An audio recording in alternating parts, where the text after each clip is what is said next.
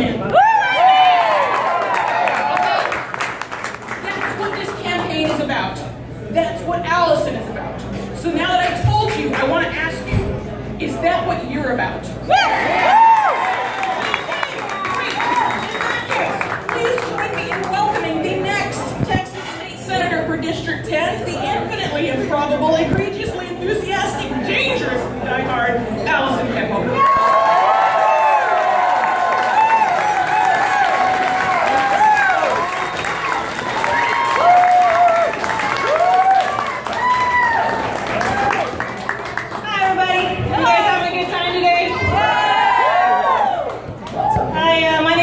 Campolo. I'm running for Texas State Senate District 10. After all that, I'm not really sure I need to say anything, but you know, we'll try. So I actually want to start off today. I wanted to tell you guys how I got started in politics. You guys know my dad's been running for a long time for office, but one day in 2003, we got on a bus and we went down to Austin, just like I know a lot of you guys have had the opportunity to do this year. And we were going down to protest the highly discriminatory redistricting efforts by the Republican legislators. And yes, this is in 2003. We know it's still going on today. And we went and we stopped a little vendor there, and I got a little shirt. I'll show you my shirt. This is my shirt. It's really little. I can assure you it stretches, but I can also assure you that crop tops were all the rage in 2003 still. And I'll read it to you. It says, the Killer D's, that was the group. The Killer D's fighting for truth, justice, and fair play in the 78th legislature. Yeah, so we just finished 85 in it. We still are fighting for the same thing. And you know what I realized then was that we're gonna always have to fight for what's right. And what I realized is that we're gonna always have to keep fighting for what's right. And we're never gonna get to stop. That's an ongoing effort. And as a heavyweight international fighting champion, that's okay. I like to fight. And I'm looking forward to taking back Senate District 10 for everybody. Before I get too far in, I need to extend some appreciation here, you guys. We need to thank Chimera for letting us get democracy, although they're the restaurant today. Nice. We have to thank the amazing Sweet Tea Band for yes. We absolutely have to thank my staff and volunteers for running this show today. I can't tell you, I literally showed up, said, I don't know, make it work, and they made it work, and it was great. So nothing could work without trusty, awesome, dedicated, tireless volunteers. Thank you. And of course, I have to thank my family. I have to thank my family not just for instilling in me a drive for political action, and not just for supporting me, and not just for lending their amazing talents to my effort, but for literally putting up with me. And you guys, I know that your candidates might tell you that it's hard to run for office, but I can't even tell you how hard it is on your family. Most of the spouses and families of candidates didn't really get a say in this, but they're putting up with us anyways. And when you run for office, you give up a lot of yourself, and your family does have to take a step back sometimes, and that's hard. So if you see my husband, he's outside with the dog right now. If you see my husband, he might want to start a support group or drinking club. Let me know. Hit me up for it. However, despite any obstacle or hardship or sleepless night or sacrifice, we know that the fight is worth it. Yeah. I am running for state senate because I know that Texans are not fairly represented in our state legislature right now. No, they're not. We can fix that. I'm running because despite all our incredible might and power and rich diversity of Texas, this is not a Texas that's working for everybody. And I'm ready to bring evidence-based legislation to our state legislature.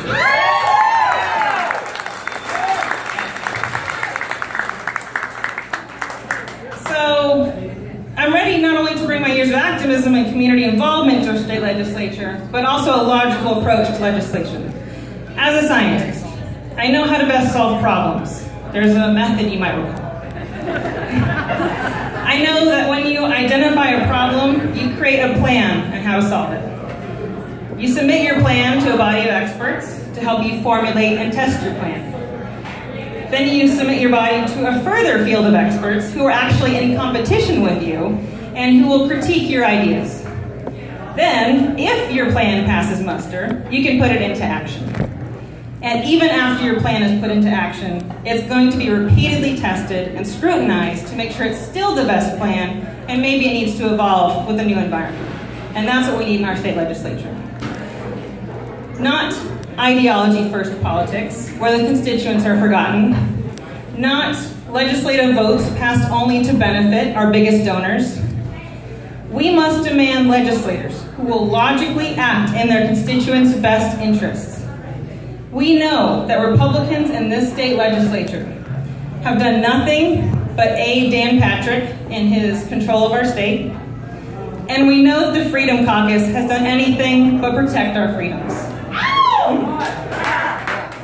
In fact, there was an interview with the Texas Tribune a few weeks ago, and Democratic State Representative Eric Johnson, he was telling a story. He said, "Now, I wrote a plan to solve the pension problem, and I reached across the aisle, and it was a great plan. Everybody agreed it was a good plan, no problem. And I went up and I read my bill on the state floor, and I expected the green light to come up when I was done. And I went back to my seat, and the red light came up. It was killed. And eventually they reformulated and they read the bill again and it was passed. But after it was passed, a Republican legislator came up and he informed him that, hey, I don't want you to feel bad, your bill was fine. The deal was that the Republican Freedom Caucus was mad that their bill didn't pass, so they decided the very next bill, no matter what it was, the very next Democratic bill would be voted down." Whoa. That is ridiculous. That is game playing we do not need in our legislation. Boom. So we need a few things that I think we can all agree on. We need legislators that will work for their voters. We need legislators who are real people. We need legislators who don't use some poll-tested amalgamation of issues for a platform, but truly, truly care about the issues because they're on the ground with you, trying to make life work alongside you, not above you. We must demand legislators who will work together to fight for all Texans. And speaking of working together, I have a couple of thoughts on that. So first, it's incredibly important that this race is not about any one candidate. Tarrant County is the last Republican stronghold in Texas. And when we change this county, we change Texas.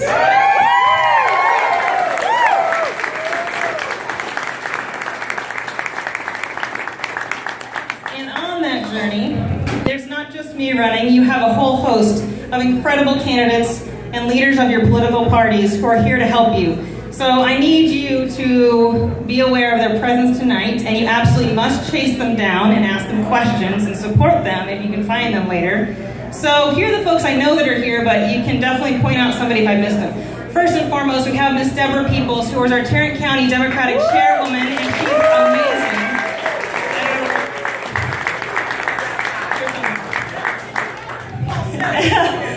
We also have with us Leah Payne, the president of our Tarrant County Democratic Women's Club, which is the biggest grassroots club in Texas. I think our last count was 685 paying members. Yes, that's a huge number for Democrats, y'all. That's pretty good. And then we definitely also have a few important candidates. We have John Duncan, who's running for the U.S. Congressional 6th District. We also have Justin Snyder running for the U.S. Congressional 6th District. We have Nancy Bean for House District number 93. And we have Micah Ringo for House District number 98.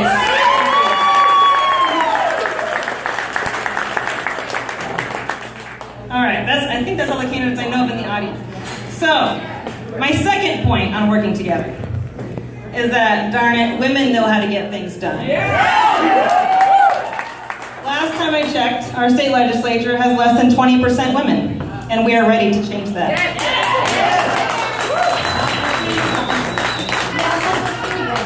Yeah. When I was little, I always considered myself a tomboy. I didn't like the color pink. I liked playing with the boys. I did not cry in front of people. My go-to footwear was what my mom called waffle stompers, because they're like mud boots. And I just figured I got along with boys better. They're easier to understand. But imagine my surprise when I got to this age, and I realized that almost every single job I've had has been an entirely female population. That's every vet clinic I worked at, from a cat hospital to a zoo hospital. They're all female vet techs, veterinarians, staffs, and business owners.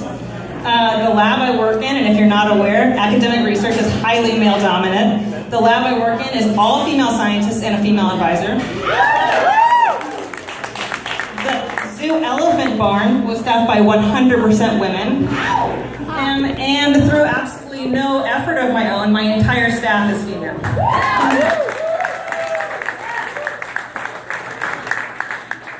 My sister said to remind you all that the elephants were all female too. They're called the Golden Girls.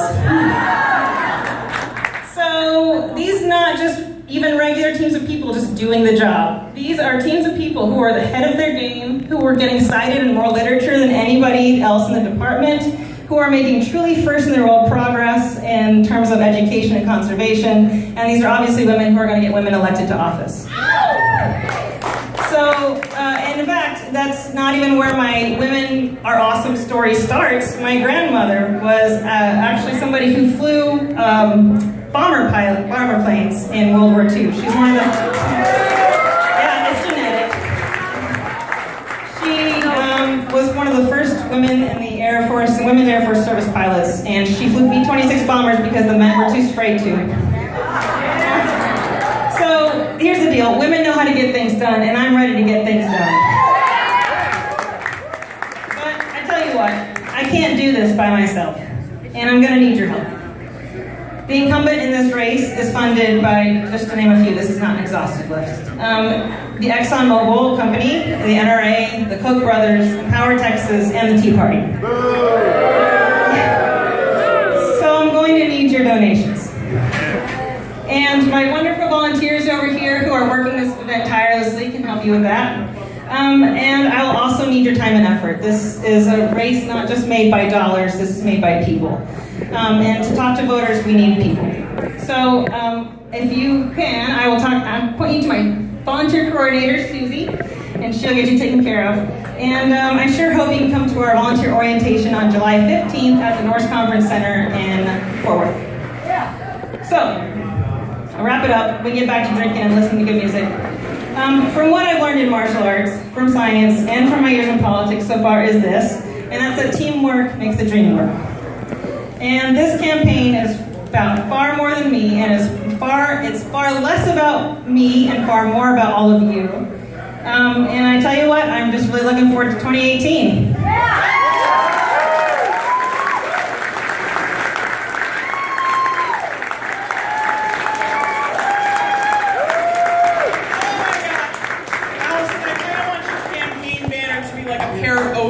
High-fiving each other? Is it too late to do that?